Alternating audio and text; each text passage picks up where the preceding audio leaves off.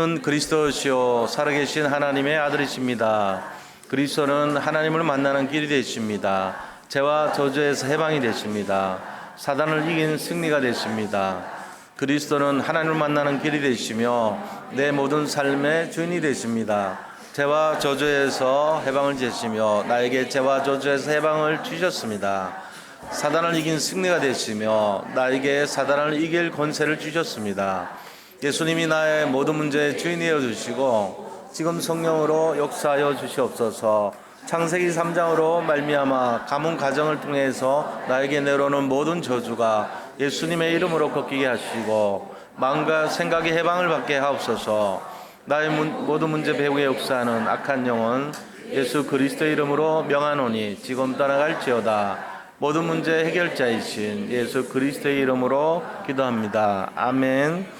마가복음 11장 24절 그러므로 내가 너희에게 말하노니 무엇이든지 기도하고 구하는 것은 받은 줄로 믿으라. 그리하면 너희에게 그대로 되리라. 마태복음 6장 33절 그런즉 너희는 먼저 그의 나라와 그의 의를 구하라. 그리하면 이 모든 것을 너희에게 더하시리라. 아멘. 우리 오늘 이 맥주절 말씀을 통해서 맥주절 오순절의 응답이라는 제목으로 말씀을 나누고자 합니다. 서로 우리 인사 나누도록 하겠습니다. 그리스도는 완전하고 충분하고 모든 것입니다. 맥주절의 응답을 누립시다. 오직 그리스도를 누립시다. 오늘은 기독교회 이제 기독교 절기상 구약에 이제 3대 절기가 있습니다. 그 절기가 유월절, 맥주절, 또 수장절 요 세 절기인데 그 중에 하나인 맥주절입니다. 지난 몇 주 전에 이제 오순절 했었는데 사실은 같은 의미예요. 같은 의미인데 그것을 구분해서 이제 신약 시대 와서 성령 강림절이라고 하다 보니까 이게 시차가 좀 나는 거예요. 근데 같은 내용입니다. 그래서 오늘은 이제 맥주절이란 말이에요. 맥주절은 이 6월절로부터 50일째 되는 날을 맥주절이라고 합니다. 아까도 말씀드렸지만 다른 내용으로는 또 지칭하는 말이 오순절이라고도 하고 칠칠절이라고도 해요. 그리고 또 처음 이제 보리를 거뒀다 해가지고 맥추절이라 보리를 추수한다는 의미죠. 그다음에 이제 초실절이라는 말도 써요. 첫 수확을 했다 이런 의미예요. 초실절. 네 가지가 전부 다 맥추절을 나타내는 말입니다. 그런데요, 6월절의 의미는 이 수확을 처음 시작하는 의미예요. 그래서 곡식을 이제 자기들이 이 농사 지은 사람들이 대표자가 곡식 한 단을 이렇게 베어요. 베어가지고 제사장한테 가서 일종의 검사를 받는 거죠. 제사장님, 지금 우리가 이 곡식을 베어야 될 때가 된 것 같은데 베어도 되겠습니까? 이제 이런 의미예요. 그러니까 추수의 의미로 보면은 곡식을 걷어도 된다는 것을 이제 허락해주면 추수할 수 있어요. 그때부터. 그게 6월절이 됐어요. 원래 6월절 의미는 그건 아니죠. 원래는 출애굽을 할 때 급하게 나오는 그 내용들을 기념해서 6월절을 지키라 그렇게 한 거예요. 출애굽을 기념하는 것이 6월절입니다. 6월절 의미가 뭐냐니까 어린 양, 그 때묻자고 죄 없는 어린 양, 흠 없는 어린 양의 피를 이 좌우 임방과 문설주에다가 이렇게 바르는 거예요. 피 바른 집은 그날 밤에 재앙이 지나갔어요. 재앙의 내용이 뭐냐면 첫 번째 태어나는 초태생들이 다 죽임을 당하는 거죠.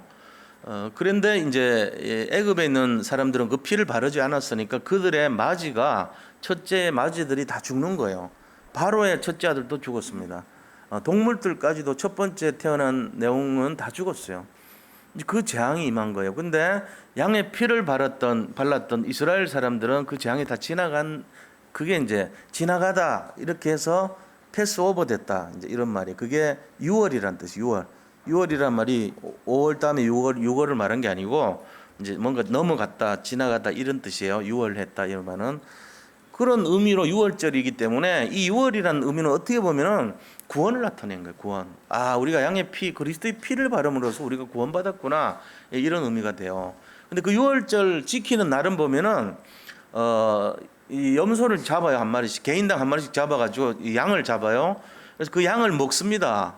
먹는데 어떻게 먹냐면은 신발 신고 먹어요. 지팡이 짚고 먹어요. 그리고 이 무교병이라고 해가지고 비스켓같이 생긴 빵이죠. 발효되지 않은 딱딱한 빵. 그러니까 발효시킬 시간이 없는 거예요. 그런 상태로 빵을 구워가지고 이 쓴 나물을 이제 먹는데 쓴 나물 채로 해서 같이 먹는 거예요. 밤새도록 먹고 아침에 남은 거는 번제로 태워버려요. 그 이제 남기지 않고 불로 태워서 없애는 거예요. 번제는 아니고 태워서 없애는 거예요. 이게 이제 유월절 내용이거든요.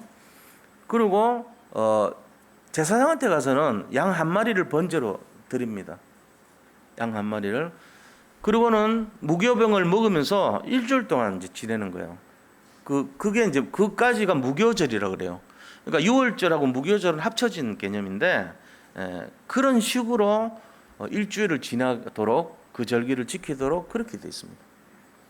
자, 그러면은 그 이후에 와가지고 가나안에 들어와서 유월절의 의미는 곡식을 걷는 첫 사인이지만 실제적인 의미는 구원을 나타내고 있죠. 그게 유월절의 내용이에요. 자, 근데 그로부터 50일째 되는 이 맥주절의 의미는 뭐냐면요. 그 성령의 성령이 인도하셨다는 성령의 충만함. 다시 말하면은 성령이 보혜사 성령 아닙니까?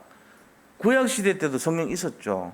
근데 이 성령께서 맥추절 날 다시 말하면은 이쪽에 내려와서 성령의 역사예요. 그것도 되는 거죠. 근데 그 내용은요, 구약 시대 때 성령 역사가 아니고 신약 시대 때로 와서 성령이 마가다락방에서 그 맥추절 날, 오순절 날 성령이 임했어요. 그래서 마가다락방에 있었던 그 축복과 응답이 바로 맥추절의 의미가 되는 거죠. 성령의 역사, 성령의 충만함을 말하는 거예요. 그리고 구약 시대 때는 어떤 의미를 갖습니까? 아까는 유월절은 추수를 시작하는 날이잖아요. 그런데 이 맥주절은요, 추수를 마친 날이에요. 이렇게 하시면 돼요. 아, 유월절은 추수를 허락받고 시작하는 날이라면 맥주절은 이제 추수를 마무리하는 날이구나. 굉장히 바쁘겠죠. 막 추수 막 낫으로 베고 단 묻고 막 어수선하고 이런 상황이에요. 그러니까 바쁘죠. 바쁘니까 맥주절은 하루만 지납니다. 하루 지내고 또 뭐 하냐면은 그 수확한 곡식을 가지고 수확한 곡식과 또 이 이스라엘 민족이 그동안 지낸 그 열매 수확 이런 걸요 하나님께 바치는 날이에요. 제사 지내는 날이에요. 헌신하는 날이라고 보시면 돼요. 그러니까 수확하고 그것을 하나님께 드리는 날이에요. 그게 맥주절이에요. 그 이후에 또 수확하는 날이 또 있죠. 수장절이 그날 아닙니까? 그럼 이거는 뭐죠? 이거는 봄 추수. 수장절은요, 가을 추수. 이 두 번 추수하잖아요, 보통. 봄 추수를 말하는 거예요. 보리는 봄 추수하잖아요. 그리고 이제 과일이나 열매나 이런 거는 가을 추수하는 거죠. 자, 이런 의미로 맥추절의 의미를 잘 구분을 하시면 돼요. 그러니까 6월절 때는 뭐 이렇게 세상 말로 가진 게 없잖아요. 막 급히 나오고 뭐 빈손이고 이러니까 드릴 게 양 한 마리밖에 못 드렸는데 맥추절 날은 양을 7마리 드리고 또 수장 2마리 드리고 숫소까지 1마리 드려요. 전부 10마리 드려요.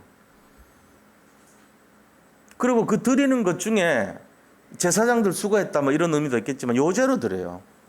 2마리는 화목제물을 드리는데 그 화목제물 중에 요제로 드린다는 말은 하나님께 드렸다가 그 몫을 제사장이 차지하는 걸 말해요. 번제로 들어버리면 다 타버리잖아요. 7마리는 번제 드리는데 그거는요 죄를 가져갈 수 없잖아요. 못 먹습니다, 제사장이. 근데 그 2마리는 화목제물이라는 말이 있어요. 화목제물이 뭡니까? 번제로 태우는 게 아니고 이거는 파티를 위한 구이 이런 의미로 보시면 돼요. 화목제. 그러니까 이제 화목제물 하면 보통 평신도들이 다 모입니다. 이스라엘 민족 다 모여가지고 잔치 벌이는 거예요. 고기 구워가지고 같이 나눠 먹는 게 화목제물이에요. 자, 그런 의미인데 그거를 제사장이 먹는 거니까 같이 먹지는 못하지만 그 몫을 제사장들이 가져가는 거예요. 이제 이런 의미를 갖고 있어요. 맥추절의 의미가. 그리고 또 뭐가 있냐면은 그때 거기 첫 수확물에서 거둔 고운 밀가루를 가지고 그걸로 빵을 만들어요. 빵 2덩어리를 만듭니다. 그것도 같이 이렇게 요제라는 말은 요람도 요자라는 말이 흔들요자거든요. 이게 흔들어져요.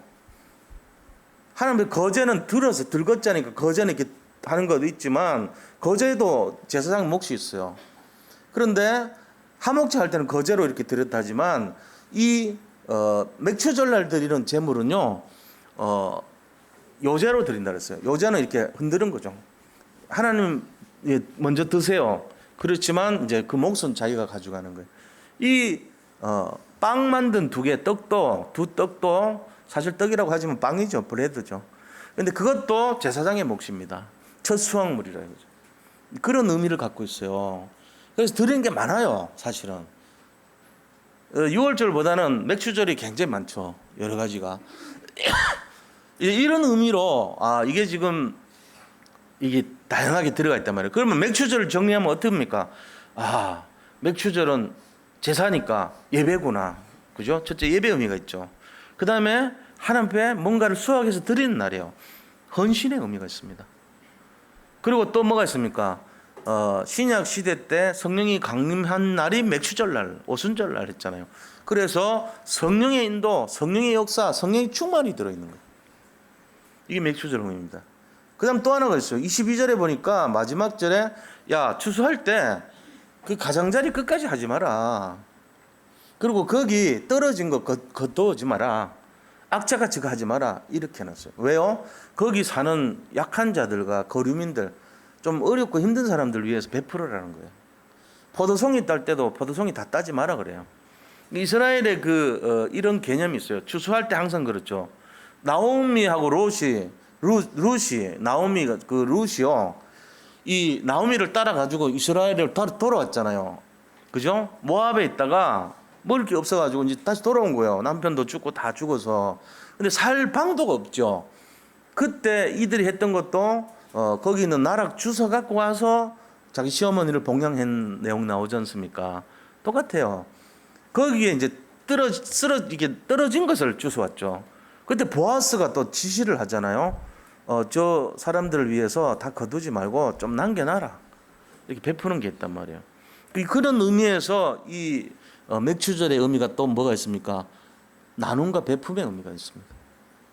우리가 이제 그런 의미를 찾을 수가 있어요. 맥추절에서. 또 하나가 있는데 모세가요 호렙산에 이렇게 올라가서 십계명을 받아옵니다. 그 십계명을 받아올 때 그때 시기가 맥추절 시기예요. 그래서 이스라엘 민족들은요 이 모세 십계명 받은 것을 축하하는 절기로 맥추절을 선택해서 그때 그거를 기념합니다. 우리는 안 하지만 그렇게 합니다. 다시 말하면 맥추절의 의미는 말씀을 받은 의미가 있어요. 말씀이 임재하고 말씀이 나타내는 언약궤가 나타난 그런 의미도 돼요. 자, 이게 이스라엘이 지키는 그런 의미가 되는 거예요. 그래서 절기에 대해서 쭉 전체 상세한 내용들은 제가 그 카톡방에다 올려놨어요. 오늘 아침에 한번 쭉 읽어보시면 도움이 될 겁니다. 그리고 이 절기 중에도 보면은 뭐 아사살의 양이라고 하는 대속절이라는 게 있어요. 이스라엘로는 7월 10일인데 우리는 한 10월 달쯤 3달 정도 차이 나니까 그렇게 보시면 돼요. 그런 내용들 해갖고 쭉 이스라엘의 절기가 굉장히 복잡한 것 같은데 사실 알고 보면 3가지예요. 3가지 절기가 있는 거예요. 근데 그 3가지가 사실 알고 보면 한 가지입니다. 뭘까요? 그리스도입니다. 성경에 나오는 모든 절기 그리스도를 나타내고 있습니다. 우리가 그거를 뭐 복잡하게 뭐 소제가 어떻고 요제가 어떻고 뭐 5대 제사가 어떻고 4대 방식이 어떻고 이런 거를 자꾸 이렇게 집중하는 것보다는 이 전체가 말하는 게 뭐냐? 그게 그리스도를 말하는 거예요.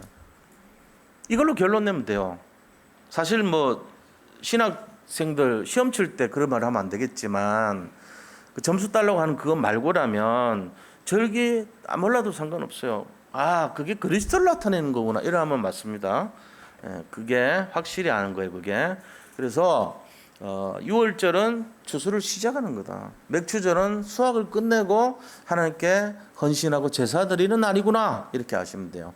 이제 이럴 때 이런 의미를 가지고 우리가 맥추절이라는 것이 과연 어떤 것이냐, 오순절이라는 것이 어떤 것이냐, 이거를 좀 정확하게 정리를 하는 시간이 됐으면 좋겠습니다. 지난번에 오순절의 내용이 어떤 거라고 제가 딱 결론 낸 게 있어요. 그게 뭐냐? 우리 마음속에 염려가 끊어지는 날, 그게 오순절이라고 그랬죠. 내 마음속에 주장이 끊어지는 그때가 오순절이에요.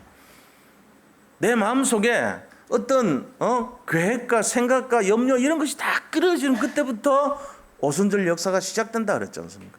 똑같죠. 이게 맥추절이 같은 거예요. 그럼 내 마음속에 뭐가 임해야 돼요? 맥추절이니까 그리스도가 임하면 되는 거예요. 그리스도는 어떤 분입니까? 몸으로 오신 성령입니다. 그럼 성령은 어떤 모습입니까? 몸으로 오신 보혜사가 그리스도예요. 몸으로 온 보혜사. 근데 영으로 온 보혜사가 누굽니까? 성령이에요. 그러니까 똑같은 거예요. 예수님이나 보혜사나. 자, 그렇다면 우리가 이 맥추절의 주인공이 누구냐? 그리스도인 걸 알아야 됩니다. 그래서 그 그리스도가 내 중심이 돼야 되고 내 생각이 돼야 되고 나의 모든 인도자가 되시고 내 모든 계획의 중심이 되셔야 된다는 거예요. 이게 맥추절의 의미예요, 사실은. 자, 그럼 우리가 좀 더 구체적으로 본다면 본론에 들어가자고요. 본론에서 세 가지를 맥추절의 응답으로 보는데 첫 번째 응답이 뭐냐 하는 거예요. 첫 번째 응답이 자, 맥추절을 통한 하나님의 계획입니다. 이게 첫 번째 응답이에요. 맥추절의 응답 세 가지가 있는데 첫 번째가 하나님의 계획을 아는 거예요. 이 맥추절을 통해서. 그게 뭘까요? 하나님 계획이 우리가 응답받는 거 아닙니까? 우리가 진짜 응답받는 거 아닙니까? 그게 첫 번째가 옛 틀을 깨고 새 틀을 갖추는 거예요. 그게 하나님이 우리에게 원하시는 거죠. 옛 틀을 깨라는 거예요.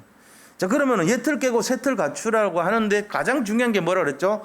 그리스도를 우리가 아는 거잖아요. 새 절기는 전부 그리스도 얘기하는 거니까. 그래서 오직 그리스도, 오직 하나님의 나라, 오직 성령 138 이게 사도행전 1장 1절 3절 8절 이거거든요. 이거를 알면 돼요. 그러면은 옛틀 깨고 새틀이 갖춰져요. 이게 맥추절의 하나님의 계획 첫 번째입니다. 오늘 맥추절 날이에요. 그럼 오늘 하나님이 원하시는 게 뭐냐?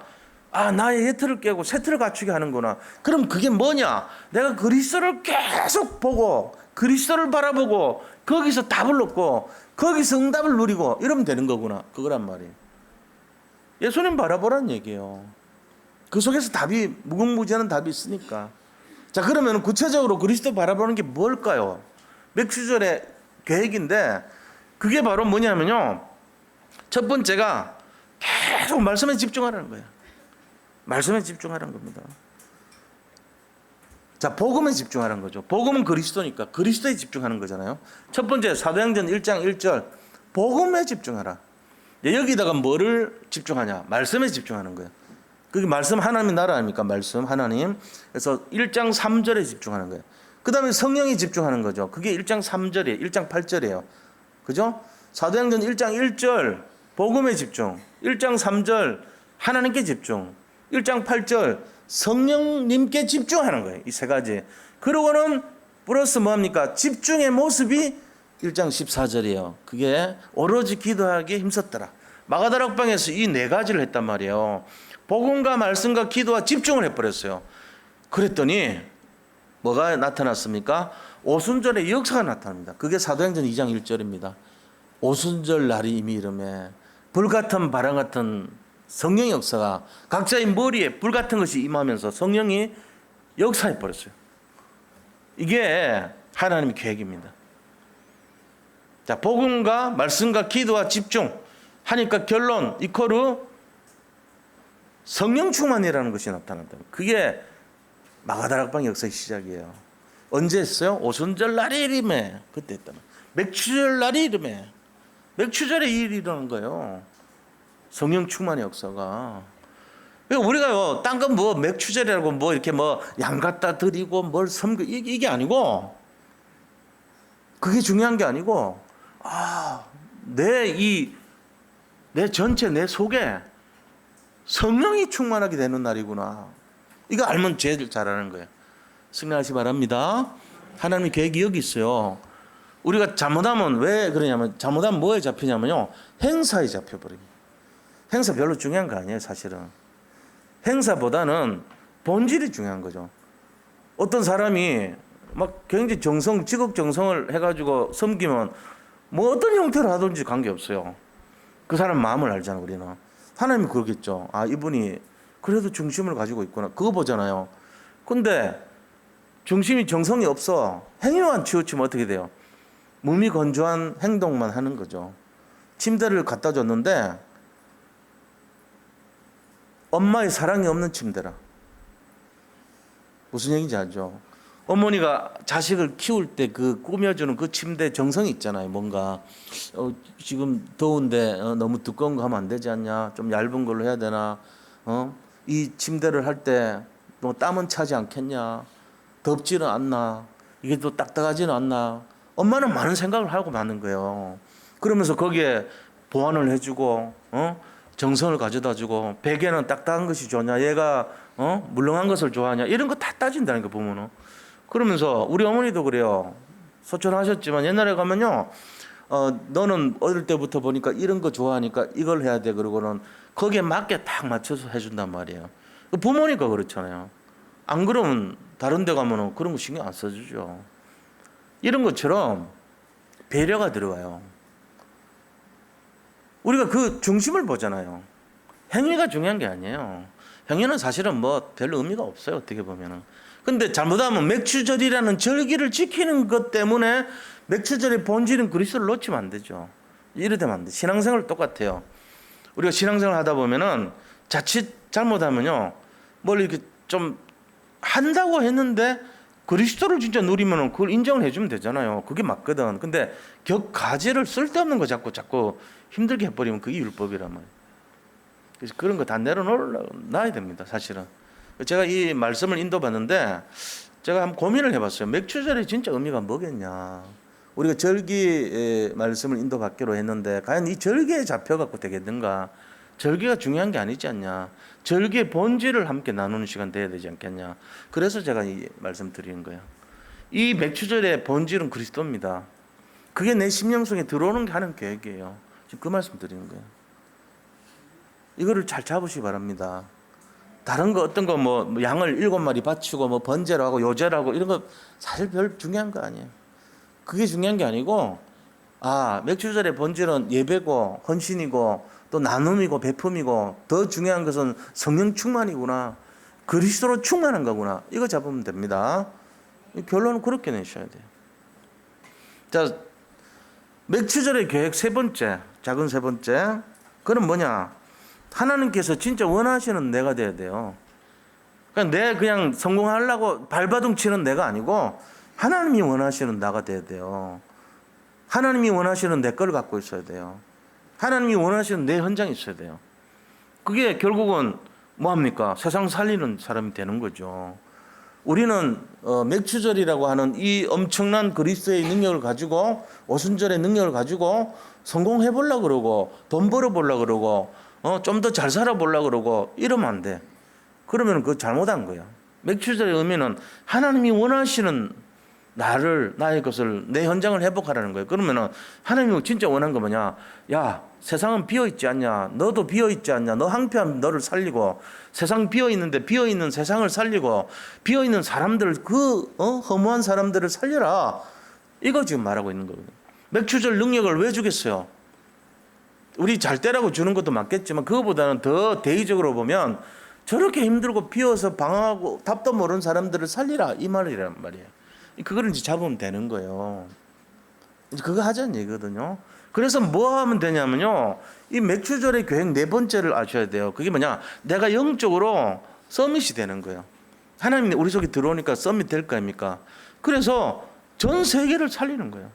아유, 지금 내 앞가림도 못하는데 무슨 세계예요? 안 그래요. 믿음은 그런 게 아니에요. 믿음은요, 내 앞가림 이런 거는 놔두고 전 세계 살리다 보면 나도 되게 돼 있어요. 이거 지금 알아야 돼요. 우리가 잘 되려면 세계를 바라봐야 됩니다. 처음부터 다 채워지고 나서 세계 채우는 게 아니에요. 내가 세계를 바라보고 진짜 믿음의 눈을 가지고 가면 비어있는 내가 치유가 되고 비어있는 사람들이 치유가 되고 비어있는 세상이 치료가 되는 거예요. 치유. 그러면서요 전 세계가 풍성하게 되는 거예요. 우리는 뭐 예수님 하나님 그랬잖아요. 야 소가 소가 먼저 응답을 먼저 받는 것이 마땅하니라 그랬어요. 그럼 우리가 막 농사 지었는데 거기 복숭아 수밀도 복숭아 내가 먼저 하나 먹는다 해가지고 뭐 문제 됩니까? 근데 하나님 먼저 먹으라 그런 거예요. 햇살 갈아가지고 나오는데 그 밥 내가 먼저 먹게 한다는 거예요. 그 소의 망을 씌우지 말라 그랬어요. 수간 소의 망을 하나님이 먼저 준다 그랬어요. 그러니까 나는 내가 지금 비어있는 데가 아니고 전 세계를 살리는 것이 중요한 것이 나도 거기에 응답 받게 돼 있어요. 이거를 잘 아셔야 됩니다. 그래서 네 번째가 뭐냐? 어떤 사건과 어떤 문제와 어려움 속에서도 반드시 승리할 수밖에 없는 영적인 서밋의 축복을 누리고 이 힘을 가지고 전 세계를 살리는 세계복음화의 주역이 되는 거예요. 이게 하나님 계획입니다. 세계복음화의 주인공으로 나를 부르셨다는 거예요. 이거를 분명히 잡으셔야 돼요. 저는 우리 여기 성도님들 볼 때 이 마음이 있습니다. 진짜로. 너무 귀한 거예요. 그래서 그러다 보니까 제가 어떨 때 보면 막 좀 이렇게 좀 이끌어 가려고 그러기도 하고 막 부모들도 그렇잖아요. 근데 이제 순간순간 하나님이 저한테 원하는 걸 깨닫는데 야 너무 그러지 마라. 야 건영 목사 내가 할 거니까 너는 그냥 복음 선포하면 돼. 이런 메시지를 제가 받거든요. 요즘 제가 마음이 좀 많이 평안해졌어요. 사실은. 어떨 때 보면은 아 이거 힘을 너무 뺀 거 아니야? 이런데 그게 좋은 것 같아요. 저 힘이 덜 들어요. 옛날도 아니지 뭐 얼마 전까지만 해도 좀 그러려고 자꾸 해보려고 그래. 뭔가 또 떠올라 머리에. 머리 안 떠오르면 좋은데 자꾸 떠올라. 이렇게 해야 된다는 고정관념이 팍팍팍 떠올라. 그래가지고 요거는 요렇게 딱 이렇게 해야지 맞고 이런 게 있어 자꾸. 저한테 이제 하나님은 제가 주시는 메시지를 잡았는데 뭐냐? 네가 옳은 게 아니고 내가 옳은 거고 너는 그냥 심부름꾼이니까 주장하지 말고 내가 주장할게. 이런 딱 편안하게 그걸 제가 받아요 자꾸. 이 말씀 인도 받는데도 사실 한 달 동안 고민하면서 받은 거예요. 왜? 지난번에 오순절 얘기했잖아요. 그럼 뭔가 우리가 인도를 받아야 되잖아요. 맥추절이라는 형식이 아니고 진짜 그 속에 숨어있는 하나님 계획이 뭐냐. 이거를 얘기해야 될 거 아닙니까? 그럼 그냥 나오는 게 아니에요. 기도하면서 나와야죠. 그 얘기하는 거예요. 그러니까 이거를 오늘 받아가시면 좀 묵상을 해보세요. 아 이게 지금 흐름인데 이 영적 흐름을 내가 내 걸로 해야 되지 않겠냐.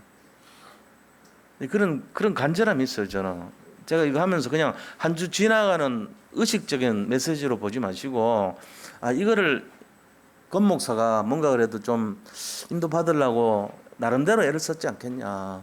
하나님이 음성을 대언하는 입장에서 이걸 준비했다면 한번 내가 생각을 해보자. 이렇게 하면 좋겠어요. 이게 제 진심이에요. 자, 그래서 우리가 두 번째 이 맥추절 응답이 그럼 뭐겠냐는 거예요. 응답이 알아야 되잖아요. 자, 응답 첫째가 뭐냐? 초대교회 마가다락방에서 일어났던 역사입니다. 성령이 사도행전 2장에 나왔잖아요. 첫 번째 뭘 줬냐? 힘을 준 거예요. 전에는 우리가 힘이 없잖아요. 근데 능력을 주고 힘을 줬어요. 이게 제일 첫 번째입니다. 무슨 능력인지 다 알죠, 그죠? 5가지 능력 줬죠. 불같은 바람 같은 성령의 능력을 줘버렸어요. 우리 속에 그게 와 있어 지금. 아, 우리도 모르는데 성령의 능력이 있다니까요. 그리고 15나라의 사람들을 살리는 힘을 줘버린 거예요. 전도의 능력을 줘버렸어요. 우리는 상상도 못했는데 내가 어떻게 그걸 하냐 했는데 이제는 막 가가지고 흑암 꺾고 그 사람에게 막 영접도 시키고 보험도 막 증가하고 이런 막 역사가 일어난 거예요. 우리가 전에는 막 아무것도 못할 거 생각했는데 이미 하나님이 말씀으로 기록한 말씀이면 나를 통해서 성취가 돼버려요. 15나라의 문이 열리면서 요엘서 선지자가 야 너들이 복음 전할 것이고 꿈을 꿀 것이고 환상을 보고 예언을 할 거야. 그게 복음 전한다는 얘기거든요. 그대로 돼버린 거 있죠. 그러니까 뭔 일이랍니까? 막 사람들이 영접받고 구원받아가지고 3,000명이나 돌아온 거 있죠. 말이 됩니까? 3,000 제자 이라는 게. 3,000명 상상해 보세요. 그 자리도 없었을 건데 3,000명의 제자가 일어나 버립니다. 그러면 뭐예요? 좀 있다 보니까 5천 명 또 들어와요. 이런 역사 막 일어나는 거예요. 그러니까 현장 전체가 변화가 막 되는 거예요. 변화. 자기가 하는 게 아니고 성령이 하시는 것을 이제 알게 되죠. 이런 막 역사 일어나요. 그리고 그 시간표가 다 있어요. 오순절 날에 뭐 그때 그날에 뭐 날마다 이런 식으로 시간표 있죠. 또 하나님이 막 문을 막 열어줍니다. 그죠? 문을 여는 게 무슨 문이냐? 자동문, 수동문 있죠? 이 문은요 자동문이야. 내가 노력한 문이 아니요. 내가 그거 가면 다 열어줘 버려 하나님. 문을 저절로 자동문으로 다 열어버린 거예요. 5가지 문이 열렸잖아요. 그게 무슨 문입니까? 첫째는 능력의 문을 열어버린 거예요. 오순절 날이 임하니까 나한테 없던 능력이 나타나면서 능력의 문이 쫙 열리는 거예요. 이게 필요합니다. 세상 성공하려면 능력의 문이 있어야 돼요. 이거 딱 주죠 하나님이. 그러고는 이제 전부 다 15나라의 전도의 문을 확 열어버려요. 그리고는 그 다음에 뭐가 옵니까? 그 중에 제자들이 막 나타나요. 제자의 문이 열려요. 3천 제자. 그러고는 막 예루살렘 교회는 힘든데 전 세계가 다 힘든데 안디옥 교회만요. 뭐가 있어요? 경제의 문을 막 열어주는 거 있죠. 예루살렘도 처음에는 경제 문 열어줬어요. 서로 43절에서 45절 보니까 2장에 서로 막 통용하고 필요한 것을 나눠 쓰면서 이 돈이 모자라지가 않아. 그 경제 문 열어주죠. 마지막에는요 현장이 변화되는 변화의 문을 막 열어버린 거예요. 그러니까 우리가 이게 자동으로 되어져야지 수동으로 하면요 너무 힘든 거예요. 자동문이 막 열리는 겁니다. 그래서 어떤 의미에서는 우리 자신의 인생이 지금부터는요 염려할 필요가 없어요. 왜요? 염려가 끝나는 날이 오순절이에요. 생각에 마음의 걱정거리가 끝나는 날이 맥추절이에요. 내 어떤 주장과 내 계획이 완전히 끝나버리는 날이 바로 이 오순절이란 말이에요. 그 우리가 시작해야 돼 이거를. 그러니까 이거를 진짜 잡고 이 맥추절의 응답을 누려야 되는데 두 번째 응답이 뭐냐? 작은 두 번째 응답이 성령 충만으로 말미암아서 이제 내 속에 변화가 막 일어나는 거죠. 그 변화의 내용이 치유돼 버려요. 우리가. 그러면서 서밋이 돼 버린 거예요. 인간들이 사람들이 살면서 제일 부러워하는 게 뭐예요? 저 사람은 나보다 뭔가 좀 힘이 있는 것 같다. 능력이 있는 것 같다. 뭔가 되어지는 것 같다. 이런 거 느낄 때 굉장히 부럽잖아요. 말은 안 하지만 나는 안 되는데 저 사람은 왜 될까? 이런 거 부럽잖아요. 그 부러운 게요. 사실 알고 보면 비밀을 가졌어요. 되는 사람들은. 그럼 뭐가 되는 거죠? 저 사람 속에는 되어질 수밖에 없는 비밀이 있구나. 이거 아면 돼요. 그리스도가 하시는 거예요. 하나님이 하시는 거예요. 성령이 하시는 거죠. 이 세 가지를 보는 거예요. 사실은. 근데 그 비밀이 우리 속에 다 들어와 있잖아요. 이 비밀이 뭐라고요? 맥추절입니다. 맥추절 오늘 시작이에요. 오늘은 맥추절이에요. 뭐 한다고요? 그리스도의 능력이 나에게 나타나는 거. 성취되는 날. 그리스도의 비밀이 나한테로 실제적으로 나타나는 날. 그래서 이날 성령의 역사가 시작되면요. 자, 작은 세 번째 무슨 일이 일어나냐 알아야 돼요. 응답이 오는데 이렇게 옵니다. 복음이요. 전에는 몰랐는데 복음이 갈수록 깊어져. 내 속에 복음이 자꾸 깊어져. 내 눈이 자꾸만 복음으로 보여. 그 다른 눈이 보이는 거라. 전에는 똑같은 거 봤는데 걱정을 했어. 이렇게 살면 어떡하나. 돈도 떨어지고 병도 오고 자꾸 힘들고 뭐 이런 걱정을 했는데 지금 딱 보니까 그게 안 보여. 왜? 내가 잘 떨려나 보다. 다른 눈이 생긴 거예요. 이게 걱정이 아니고 내가 지금 응답이 오는 거구나. 나에게 뭔가 축복이 오는 거구나. 이래 바뀌어요. 여러 가지가 있어요. 지금 우리가 걱정이라고 생각하고 문제로 생각한 거 있을 거 아닙니까? 삼성 반도체에서 뭐 생산하는데 일본에서 시비 걸어가지고 중요한 물질 3가지를 공급 안 하겠대요. 그래가지고 지금 일본 거 불매운동하고 그래, 우리나라 사실은. 근데 그 3가지가 오히려 기회라는 거예요. 왜 기회냐? 삼성에서 기회라고 생각합니다. 왜요? 단기간에는 손해봅니다. 단기간에. 근데, 쭉 가던 거를 새로 다른 제품으로 바꾸려고 그러면요, 못 바꿉니다. 왜냐하면 그걸 테스트를 해야 돼요. 테스트하는데 한 가지 가지고 다른 물건으로 테스트하는데 돈이 많이 들어가요. 막 몇천억 들어가고 이래요. 그럼 세 가지니까 막 조를 가지고 대체를 하고 그러면서 생산 차질 있고 맞는지 틀린지 감별하고 이러려면은 시간 많이 걸리죠. 중간에 또 연구하는 사람들이 이게 정확하게 문제가 있겠나 없겠나 그거를 제대로 확인하고 검증하려면은 최소한 한 2, 3년 걸릴 수도 있어요. 그럼 그동안에 투자하는 경비가 굉장히 많죠. 근데 삼성에서는 뭐라고 생각하냐면요. 이 거래선 다변화가 되는 거예요. 그리고 소비자도 알아요. 아, 일본이 시비를 걸어서 새롭게 개발을 했구나 하는 걸 알기 때문에 견뎌준다는 거예요. 참아주죠. 근데 이것이 대체가 되기만 하면 훨씬 더 싸게, 훨씬 더 다양하게 거래선을 공급할 수 있다는 거예요. 지금 보니까 세 가지 다 대체가 가능하더라고요. 안 되는 게 아니고, 불가능한 게 아니고 대체가 가능해요. 자체에서 두 가지 가능했고, 나머지 한 가지는 뭐 대만이나 이런 데서 협력하면 가능하대요. 그러면은 결국은 손해보는 게 누굽니까? 그거 갖고 시비 걸었던 사람들이 손해보게 되겠죠.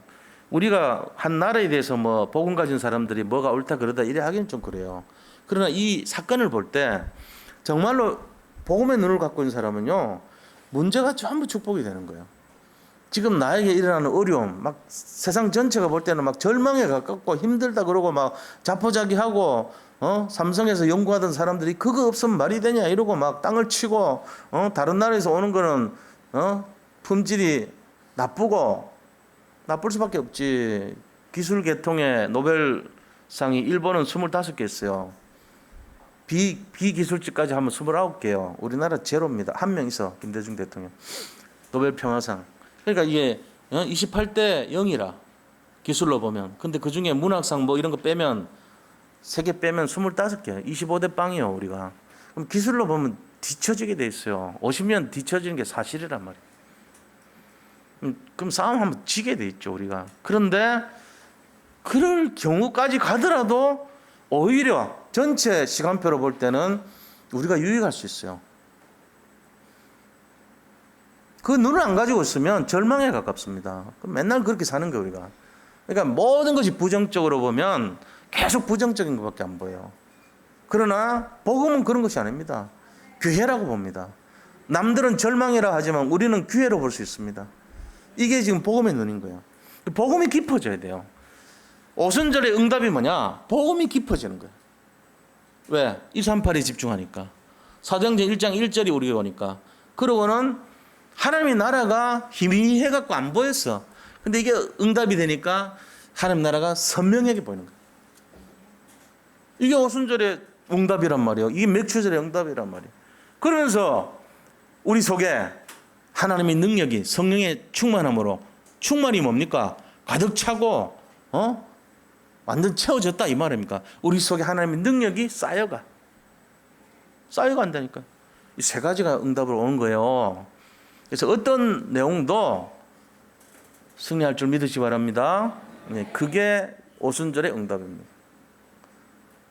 그게 오순절의 응답이라니까. 그게 맥추절의 응답이라고요. 지금 오늘부터 사실은 내가 갖고 있는 문제를 한번 생각해 보세요. 이 문제를 다른 측면으로 생각해 봐라. 내가 만약 이 문제 없었으면은 오늘 내가 존재할까? 내가 이런 어떤 눈이 열렸을까? 고민이 깊어진 게 아니고 내가 세상을 이해하고 더 미래를 겸손하게 가고 내가 정말로 하나님 앞에 경외감을 갖게 되고 주님을 섬기게 되고 이런 여러 가지를 찾아내셔야 돼요. 많이 있습니다, 분명히. 만약에 그런 한계 없으면 우리는 굉장히 교만할 수 있습니다. 이런 내용들을 잘 보셔야 돼요. 그래서 하나님이 나에게 주시려고 하는 진짜가 뭔가? 겉으로 있는 거 말고 그 어려움 말고 진짜가 뭐겠는가? 진짜는 나를 쓰시고자 나를 연단하시고 또 인내하게 하시고 또 하나님께서 작품을 남기려고 하는 거 아니겠냐? 이런 눈이 열려야 돼요. 그걸 하는 사람일수록 나중에 더 쓰임받을 줄 믿습니다. 하나님이 정말로 귀하게 여길 줄 믿습니다. 이게 우리 인생에 나타날 줄 확신합니다. 우리 모든 성도님들 지금 현재의 고난에 대해서 너무 힘겨워하지 마시기 바랍니다. 자, 큰 세 번째로요. 그렇다면은 우리가 받는 세 번째 응답이 뭘까요? 이 맥추절의 세 번째 응답이라고 하면은 그것이 바로 뭐냐? 예틀을 치유, 새틀 응답이에요. 예틀을 치유받고 새틀을 응답받는 거예요. 이게 결국은 과거가 지나가잖아요. 새 것이 돼야 돼요. 날마다 새로 우리가 새 것이 되는 거예요. 그죠? 이전 것은 지나갔으니 보라 새 것이 되었다. 이 재창조의 역사가 일어나는 거 우리 속에. 그래서 그걸 하기 위해서 우리가 오직 하는 거예요. 오직. 맥주절의 본질이 그리스도니까 그리스도를 집중하는 거죠. 오직 그리스도. 그래서 오직이 돼야 돼요. 오직 성령. 사도행전 1장 8절 보세요. 오직 성령이 너에게 임하시면 너희가 권능을 받고 예루살렘과 사마리아와 이 유대아 온 유대와 예루살렘과 사마리아와 땅까지로 내 증인이 되려 했잖아요. 이거예요. 오직. 그리고 1장 14절 사도행전 1장 14절에 보면은 오로지 기도하기에 힘썼더라. 마가다락방에서 했던 성도들의 내용입니다. 오로지. 사도행전 2장 42절에 보니까 오로지 시스템 속에 들어간 거예요. 오로지. 그러니까 우리가 할 거는 그리스도에 오로지 하는 거예요. 그다음 두 번째 결국은 집중입니다. 집중. 집중하면 뭐가 좋죠? 집중하면 치유가 돼요. 우리가요 그리스도 말고 다른 걸 집중하는 거를 집착이라 그럽니다. 집착하면 뭐가 되죠? 중독이 일어납니다. 중독이 일어나면요 못 고쳐요. 근데 그리스도에 바라보면 집중이라 그래요. 그럼 치유가 일어나 이상하게. 그럼 뭐가 오냐? 능력이 생겨요. 그러고는요 이 하나님께서 치유하고 능력 생기면 그 사람을 뭐하죠? 완전 서밋으로 만들어버려. 이 시대를 살리는 최고로 만들어버려. 이거예요. 세상은 그렇게 됐습니다. 세상이 그래요. 그래서 우리가 집중하는 게 중요합니다. 집착하게 되면요 뭔가 해결은 되는 것 같이 하면서 안 돼요. 세 번째는 시스템. 우리가요 옛틀 바꾸고 새 틀 하는데 시스템이 중요합니다. 어떤 시스템이 있어야 되냐? 영적인 시스템이 있어야 돼요. 왜냐하면 육신적인 시스템 갖고 있으면 타락합니다. 우리가 그건 실패하게 돼 있어요. 육으로 가는 거는 전부 뻔한 거거든요. 세상 말로 하면 막 사는 거예요. 근데 그게 아니고 영적인 시스템을 갖고 있으면요 나를 이끌어가요. 누가요? 성령께서요. 그래서 정식기도 하면 내가 바르게 되는 거예요. 올바르게 사는 거예요. 그러고는 24시 시스템을 갖고 있는 거죠. 그것도 마찬가지죠. 실제적으로 내 인생에 있어가지고 가장 중요한 집중이 되는 거예요. 그러면 그 결과 우리 인생이 깊은 기도 속으로 들어갈 수 있어요. 이걸 갖고 사는 거예요. 진짜 호흡하면서 묵상하면서 하나님이 원하시는 내용으로 집중이 되는 거예요. 누군들 세상에 태어나서 제대로 살고 싶지 엉망같이 살고 싶지는 않잖아요. 실제적으로 제대로 분별하기 위한 내용이 이런 거예요. 시스템이 있어요. 내가 혼자 있을 때 대부분 실패합니다. 전 세계 대부분 사람들이 실패한 이유가 혼자 있을 때 실패해서 실패해요. 근데 성공하는 사람들은 혼자 있을 때 성공합니다. 혼자 있을 때 절대 시스템을 갖고 가면 반드시 성공합니다. 이게 비밀이에요. 조그마한 차이예요. 근데 혼자 있을 때 그 사람이 뭐 하는지 이렇게 보면은 거의 다 알아요. 아, 저 사람은 망할 인생이구나. 저 사람은 끝까지 안 되겠구나. 저건 집중 아니고 중독돼 있구나. 이래 되는 거예요. 근데 그게 아니고 자기 혼자 있을 때 자기를 관리하고 뭔가 거기서 성공하는 인생으로 마인드를 쫙 갖고 있는 사람은 절대 시스템을 갖고 있습니다. 절대라는 건 뭐죠? 하나님. 하나님이 원하시는 시스템을 갖고 있는 거예요. 그거 딱 갖고 있는 사람은 성공하게 돼 있어요. 제가 여기 선 이유가 그겁니다. 주장하는 게 아니고요. 여기서 제가 바른 길을 안내해 드리는 거예요. 그럼 당신은 잘하냐? 저는 지금 잘 못합니다. 그러나 저는 기쁩니다. 행복합니다. 솔직히 말하면 그래요. 어떤 문제 사건이 일어나도 제가 그것 때문에 오히려 더 큰 응답을 받아요. 희한하게. 왜? 절대 시스템이 있기 때문에 그래요. 제가 그걸 깨달아가요. 나 혼자 있을 때 나는 지금부터라도 그동안 잘 안 됐더라도 내가 혼자 있을 때 기뻐야 되겠다. 내가 혼자 있을 때 성공해야 되겠다. 그걸 집중을 하는 거예요. 요새는. 그러니까요. 계속 말씀 듣고 묵상하고 호흡하고 운동하고 제가 책도 보고 제가 하는 모든 그 발걸음들이요. 너무 감사하고 행복해요. 어느 날 하나가 돼요. 성삼위 하나님, 성부, 성자, 성령 하나님과 내 영혼육, 내 영과 마음, 생각, 육이 그리고 내 24시가 하나가 돼가지고요. 7가지가 하나가 돼버려요. 원네스 되는 거예요. 흑암이 틈타지 못합니다. 24시간 흑암이 틈타지 못한 역사를 합니다. 저한테 오는 거는 솔직하게 행복밖에 없어요. 그렇게 보면은. 그거 안 되면 목사하면 안 돼요. 솔직하게 얘기하면. 목사하면 안 되는 이유가 뭐냐? 그 7가지가 나하고 원내스 안 되면요, 거짓말 하게 돼 있습니다. 저는 행복합니다. 만약에 행복하지 않고 거짓을 자꾸 하면 제가 이 자리에 있을 필요가 없습니다. 그럼 먹고 사는 목사밖에 안 돼요. 그렇게 되면 안 되죠. 비참한 거죠. 그건 아니잖아요. 그래서 이거를 진짜로 누려야 돼요, 우리가. 제가 맥주절을 묵상하면서 얻은 결론이 그겁니다. 진짜 하나님 원하신 거 해야 되지 않냐. 세상 사람들은 숨길 수 있고 속일 수 있지만 나는 뭐냐 그럼. 하나님과 나의 관계는 뭐가 되냐 이거. 생각해 봐야 돼요. 그래서 이 절대 시스템을 갖게 되면요, 오는 것이 진짜 참된 치유가 옵니다. 참된 치유 3가지 말씀드리고 잘 인도받으세요. 참된 치유가 뭐냐? 이거 받아야 돼. 이거 안 되면 큰일 나요. 참된 치유. 3저주에서 해방되는 거예요. 참된 치유. 첫째는 흑암 치유입니다. 흑암 치유. 내가 악령에 사로잡혀 있던 내가 성령의 인도를 받게 돼 있어요. 이때 관여하는 것이 예수님의 왕권이 관여해요. 내가 사탄의 지배를 받고 종살이 했던데 이제 하나님이 나를 확실하게 불러서 성령의 지배를 받도록 성령의 충만함을 주신다. 흑암 치유됩니다. 두 번째는요, 불신앙 딱 치유돼 버려요. 불신앙 치유되니까 내가 지옥 갈 수밖에 없는 지옥 배경인데 천국 배경 딱 되는 거죠. 이게 바로 뭐냐? 우리 자신들이 선지자적인 권세를 갖는 거예요. 선지자적인 권세는 하나님을 만나는 권세를 말해요. 3번째 치유는 어떤 치유냐? 분열 치유입니다. 분열. 정신 분열이라고 그러죠. 분열. 그리스도를 못 만나면은 분열됩니다. 분열은 나누어지고 찢어진다는 얘기예요. 옛날에 정신 분열이라고 했죠. 요즘은 이제 그렇게 사나운 말, 무서운 말 안 쓰고 조현병이라고 그래요. 조현병. 조현은 기타 치듯이 현을 조율을 할 때 조자죠. 현. 기타 현을 이렇게 조율을 하면서 음을 정확하게 맞춰야 된다 이거예요. 그럼 지금 정신적으로 문제인 사람은 현이 고르지 않은 거예요, 지금. 뭔가 막 너무 이렇게 막 올라가 있든지, 아니면 격동하든지 막 이래가지고 현이 막 지나치게 예민하고 이상하게 되는, 그거를 바르게 하는 병이다. 바르게 해야 되는 병이다. 조현병입니다. 옛날에는 정신이 찢어지고 나눠졌다. 이 무서운 병이죠. 정신 분열. 그 분열이 무서워요. 이걸 치료하는 거예요.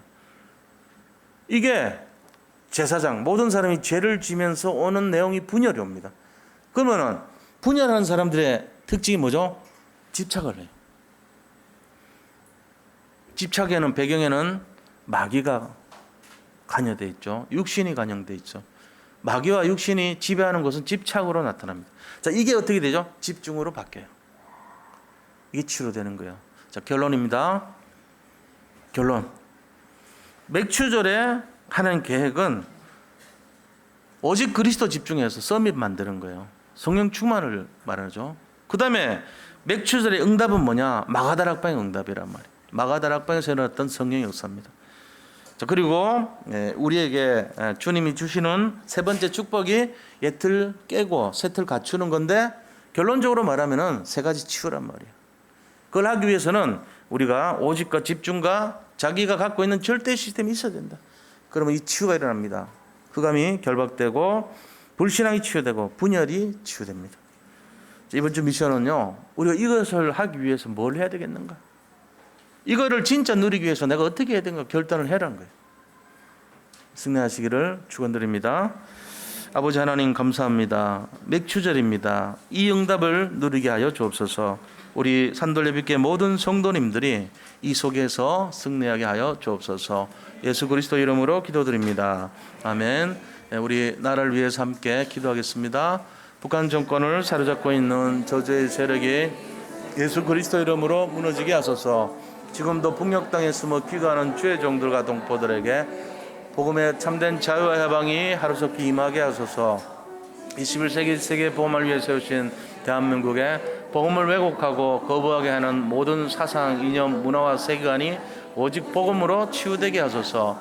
대한민국의 정치, 사회, 경제, 문화, 교육 전반에 오직 복음의 능력을 가진 전도자들이 일어나게 하소서. 하나님께서 대한민국에 주신 세계복음화의 사명을 감당할 수 있도록 모든 위정자들과 각계의 지도자들에게 성령께서 역사하옵소서.